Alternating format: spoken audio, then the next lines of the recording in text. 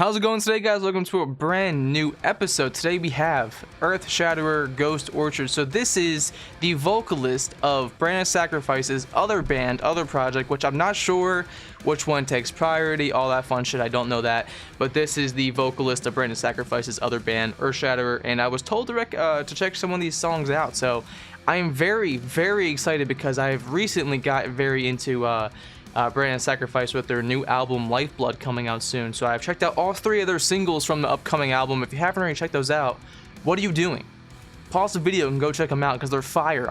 I absolutely love Brand Sacrifice now, and I'm very excited to see what Earthshatter, or not Ghost, has to offer. So without further ado, before I keep stuttering, of course, make sure to like and subscribe, and let's get into the fucking video. Let's do it.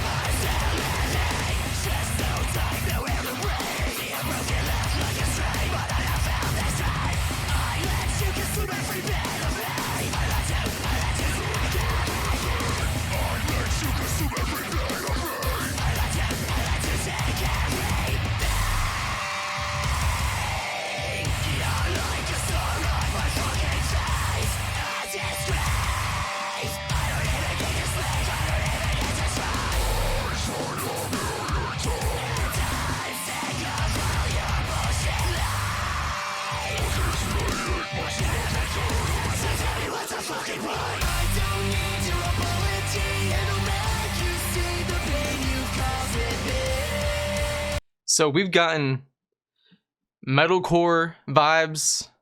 Now we got like this clean pop punk vibes. Still metalcore, obviously, because we've seen multiple bands that do that. But we got cleans from the vocalist. If it is the same vocalist, interesting.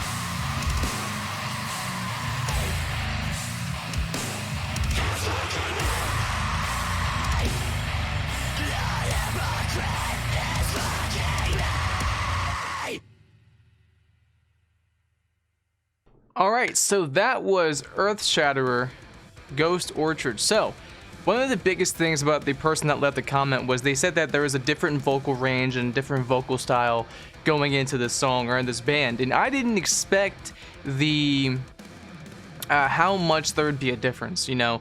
At least this song, Ghost Orchid, has a very metalcore pop punk feel, or post-hardcore, whatever the fuck you want a genre you want to classify it in. It's definitely not Brand of Sacrifice, and let's separate them real quick, because I'm not going to compare them too much, besides my very ending where I'll talk about which I prefer more, right?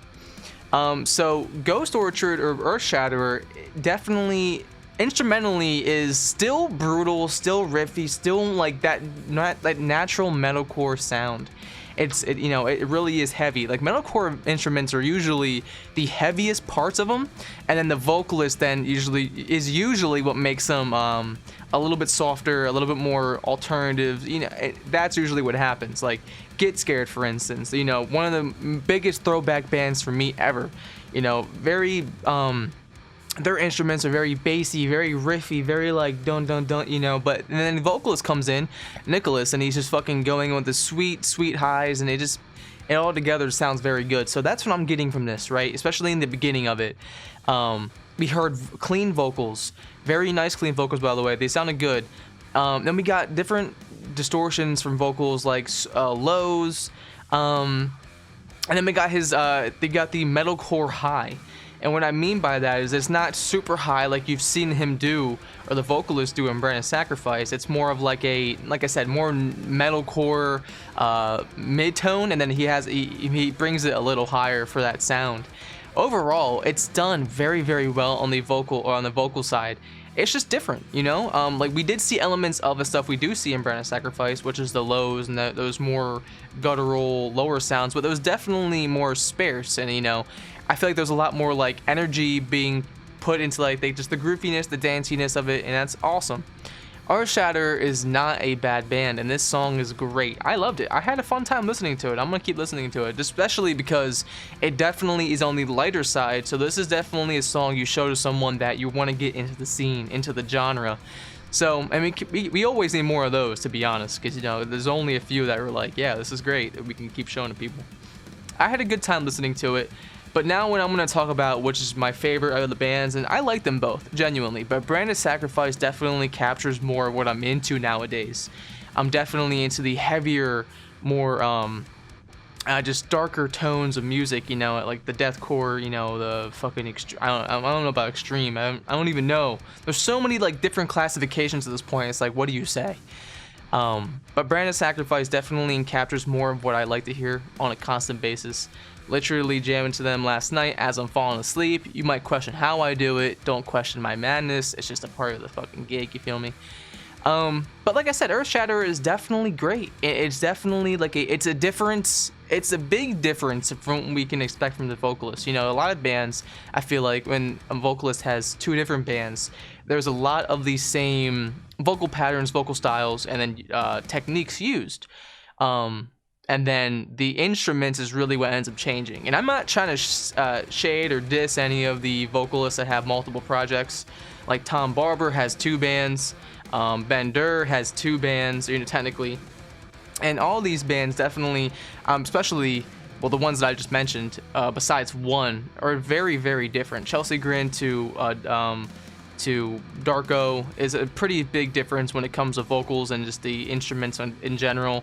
But Ben Durr's band, Shadow of Intent, crazy as fuck and great, one of my favorite all times. And then Hollow Prophet / Scumfuck, which they could be the same thing, I don't fucking know.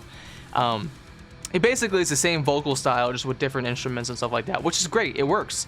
But this is definitely what I'm talking about with the Tom Barber and Chelsea Grin to Darko. Is like there's a big difference in the way the vocalist goes about making their sound and how the instruments are carried. Like there's a big difference between Chelsea Grin and then, like I said, Darko. So I feel like the same thing is happening here when it comes to Brand of Sacrifice going to Earthshatter. You know, it's great sounding.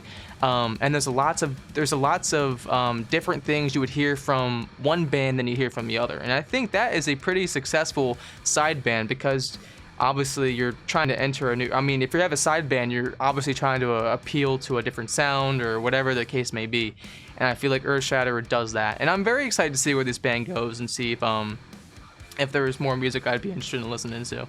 Like I said, though, I'm definitely more into the harder parts of the vocalist sound, which would then be Brand of Sacrifice. But Earthshatter, don't bat an eye, or no, don't bat an eye at it.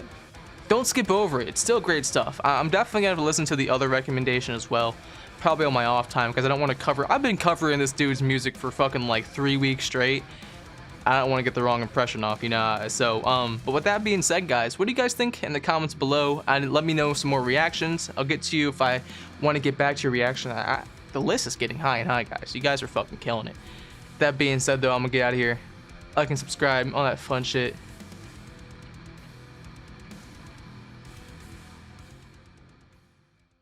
Peace out.